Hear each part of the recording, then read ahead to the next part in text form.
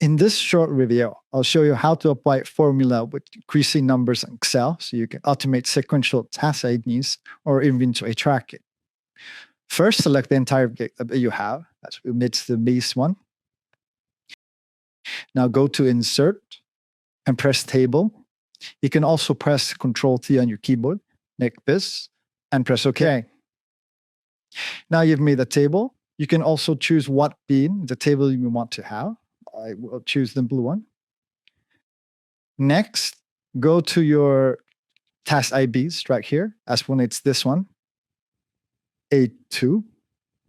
And next one, press F4 on your keyboard. And now I want you to put a colon.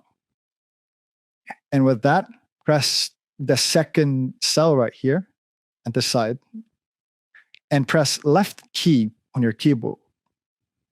With that, just add a close parentheses and press enter. And just like that, automated your task ID score past numbers. When I say it's automated, it's literally automated. Look, I will put in a phrase like beta entry and data, it automatically automates it. Now you know how to acquire a formula with increasing numbers Excel.